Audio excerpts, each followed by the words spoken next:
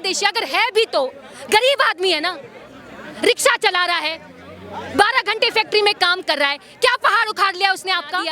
अरे आप उनके लिए घर बनाते नहीं है और आप उनकी मेहनत निचोड़ कर उनसे काम कराते हैं अपनी इकोनॉमी में। तो कहाँ मतलब गरीब काम भी करेगा और रहेगा क्या हवा में?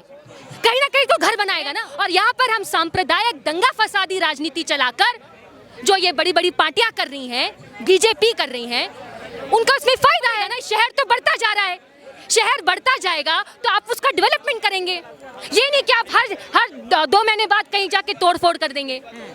सैनिक फार्म्स का छतरपुर जगह में जो फार्म हाउस है, उन एरियाज की तो आपके इंक्रोचमेंट बहुत कम दिखते हैं, वहाँ पे इतना एक्शन हम देखते नहीं है। ज़्यादातर झुग्गियाँ जो तोड़ी जाती हैं, ज़्यादा जो रेहड़ी पट्टी हटा दी जाती है, वो गरीबों की है। बुलडोजर का इसलिए मैं कह रही हूँ, आज के दिन बुलडोजर का रंग सांप्रदायिक है, लेकिन सांप्रदायिक रंग के अलावा ये गरीबों के खिलाफ वाली राजनीति और सरकार है। तो जहाँ पे तोड़ा जा भी रहा है, वहाँ पे आप चाहते हैं कि आप जानबूझ के मुस्लिम समुदाय को टारगेट करें और इसके थ्रू आप हिंदू कम्युनिटी को पोलराइज करना चाहते हैं। तो दोनों कम्युनिटी, बार बार कहा जा रहा है कि गरीब मजलूम लोगों पे ही जो है, गरीब तबके लोगों पे ही जो है बार बार बुलडोजर चलता रहा है, किसी धर्म समुदाय को जो है टारगेट करके ही बुलडोजर जो है लगातार चल रहा है। लेकिन इसके पीछे की सच्चाई क्या है, उस पर भी बार बार लोग चर्चा कर रहे हैं। लेकिन जिस तरीके से आज विरोध प्रदर्शन किया जा रहा है, बड़ी संख्या में लोग विरोध प्रदर्शन कर रहे हैं कि जो बुलडोजर गलत तरीके से चलाया जा रहा है, किस धर्म समुदाय को टारगेट किया जा रहा है, क्या कुछ है उसके बारे में जानकारी लेते हैं। बहुत से तमाम लोगों से बातचीत करते हैं। मैम, कैसे देख रहे हैं आप लोगों का, क्या है आज? देखिए, आज हम बड़ी संख्या पे यहाँ पे इकट्ठा हुए हैं, एलजी के ऑफिस तक हम रैली निकाल रहे हैं,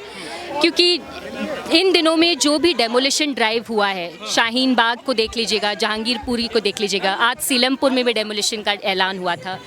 ये चुन कर उन इलाकों को टारगेट किया जा रहा है जहाँ पे हमें पता है कि एक बड़ा हिस्सा अल्पसंख्यक समुदाय मुस्लिम कम्युनिटी का बसा हुआ है। और हमारे लिए जो हम ट्रेड यूनियन या महिला संगठन से इसलिए भी इकट्ठा हुए हैं क्योंकि ये जो डेमोलिशन हम देख रहे हैं, ये इसका एक सांप्रदायिक रंग तो है कि आप एक पर्टिकुलर कम्युनिटी को टारगेट कर रहे हैं, इसलिए आप उन्हीं इलाकों में ज़्यादा डेमोलिशन चला रहे हैं। तो इसके पीछे एक और भी हमें एक बहुत भयंकर दिक्कत दिख रही है, और वो ये है कि डेमोलिशन ड्राइव जो भी अभी चल रहा है वो बहुत ही एंटी पुअर पॉलिसी है। आप गरीबों के ही ज़्यादातर मकान और घर तोड़ रहे हैं, और ये शर्मनाक बात है। आप ये देखिए कि जहाँ जहाँ पे ये जो दंगा फसाद जैसे माहौल बनाया है कि इस कम्युनिटी को हम इस जगह में हमें तोड़ना चाहिए क्योंकि यहाँ पर जो है रोहिंग्या रहते हैं, यहाँ पे जो है बांग्लादेशी रहते हैं, आप इस तरीके से अल्पसंख्यक समुदाय को एक लेबल देके कि बाहर से हैं, ये आपकी राजनीति इसी तरीके से चल रही कि जो महत्वपूर्ण मुद्दे हैं रोजगार के, जो लोगों के वेतन के मुद्दे हैं, उनके घर के ऊपर एक छत है, उनका एक घर है, ऐसे मुद्दों से आप उनको भटका रहे हैं और आप उन्हीं के पेट पर लात मार रहे हैं जो इस शहर का गरीब है, जो इकोनॉमी को चलाते हैं। लेकिन बुलडोजर तो पिछले सालों से चलता रहा है, तो ऐसा नहीं है? देखिए एक चीज़ है, डेमोलिशन ड्राइव जो है हमारे शहर में जी लंबे समय से चल रहा है।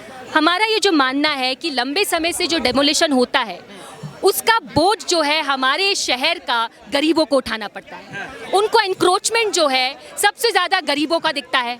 सैनिक फार्म्स का छतरपुर जगह में जो फार्म हाउस है, उन एरियाज की तो आपके इंक्रोचमेंट बहुत कम दिखते हैं, वहाँ पे इतना एक्शन हम देखते नहीं है। ज़्यादातर झुग्गियाँ जो तोड़ी जाती हैं, ज़्यादा जो रेहड़ी पट्टी हटा दी जाती है, वो गरीबों की है। इसलिए हम बार बार कह रहे हैं कि जो हमारी कानून है, क्या हम उनको रिविजिट नहीं कर सकते? क्या हम अपने कानून को फिर से नहीं सोच सकते? डेमोलिशन को फिर से नहीं सोच सकते कि किनके घरों को, किनके रोजगार पे हम लात मार रहे हैं? उन लोगों के रोजगार को हम लात मार रहे हैं जो इतनी मेहनत करते हैं। हमारी इकोनॉमी में उनका एक बहुत बड़ा योगदान है। या तो वो किसी और के घर में डोमेस्टिक वर्कर के तौर पे काम करते हैं, रेहड़ी चलाते हैं, कंस्ट्रक्शन वर्कर है, फैक्ट्री में काम करते हैं। हम उन्हीं के इंक्रोचमेंट को देखते हैं, हम उन्हीं के झुग्गियों को देखते हैं और उन्हीं को तोड़ते हैं। तो ये बहुत ही एंटी पुअर पॉलिसी है, इसलिए भी हम एक बड़ी संख्या में आज खड़े हुए हैं। और हाल फिलहाल में जो सरकार अभी चला रही है सरकार को, वो इस पूरे डेमोलिशन ड्राइव को एक सांप्रदायिक रंग भी दे रही है।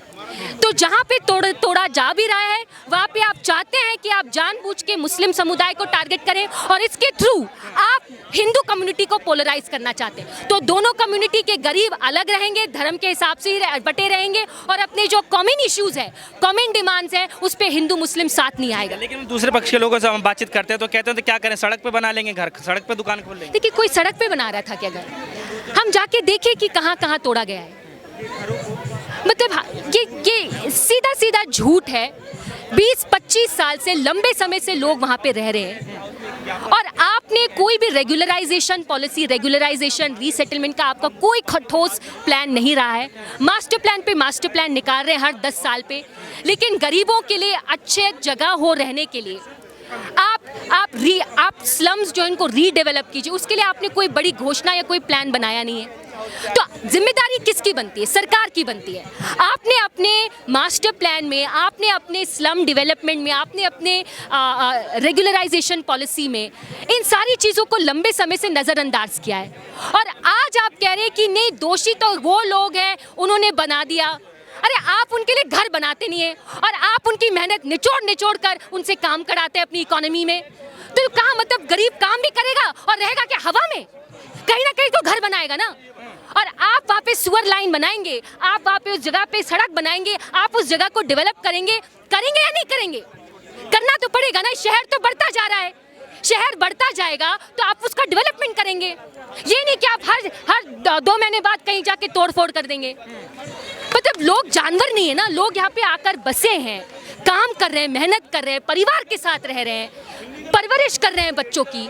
आप वो सब नहीं देखते हैं। मैम, आपको क्यों लगता है, आप क्यों नहीं बनाते? आप हाउसिंग क्यों नहीं बनाते हैं? हाउसिंग का इतना बड़ा क्राइसिस दिल्ली में क्यों है? ऐसा तो नहीं कि सरकार के पास जमीन नहीं है, जहाँ झुकी वही पास खूब हाँ, रेगुलराइजेशन होना चाहिए।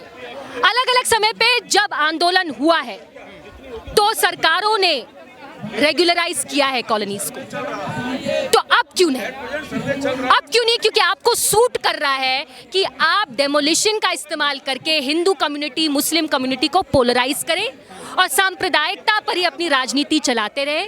और जहाँ पे एकता बन सकती है, जहाँ पे एकता हिंदू मुस्लिमों पर बन सकती है अपने अहम मुद्दों को लेकर, उनमें आप तोड़फोड़ करिए। कैसे तोड़फोड़ करेंगे?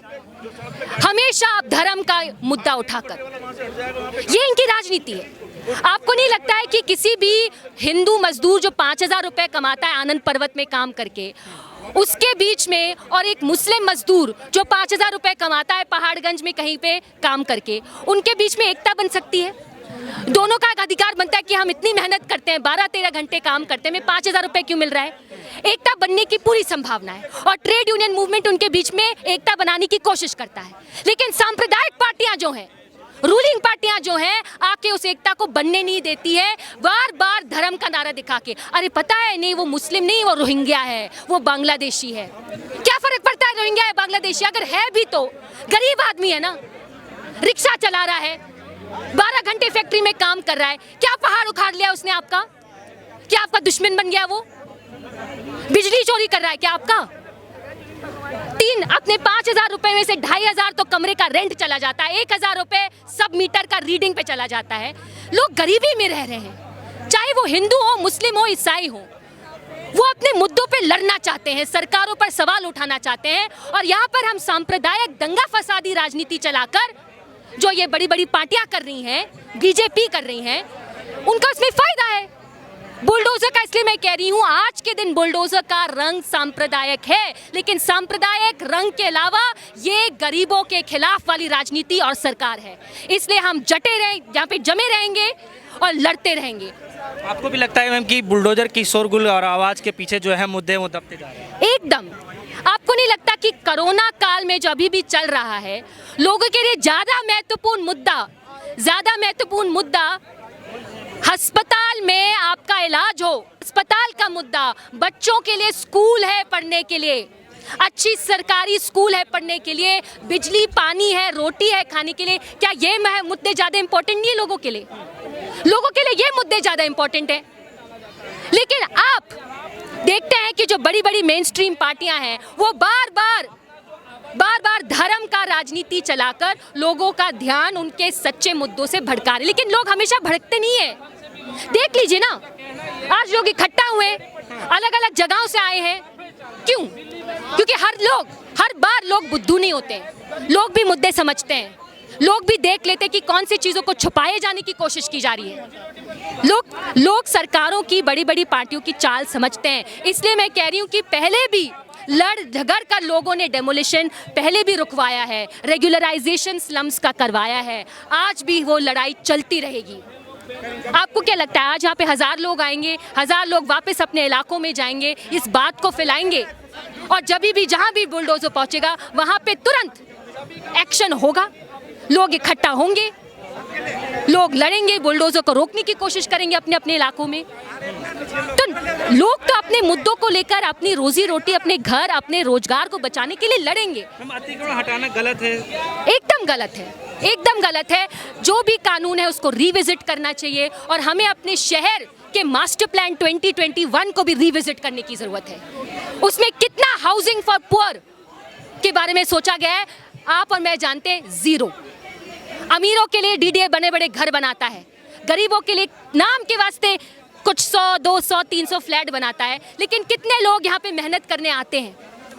आप उनके रोजगार, उनके घर बसाने के, उनके अधिकारों के लिए नहीं सोचते हैं और इसलिए लोग बार बार लड़ेंगे जब भी आप अपना बुलडोजर भेजेंगे। चलिए।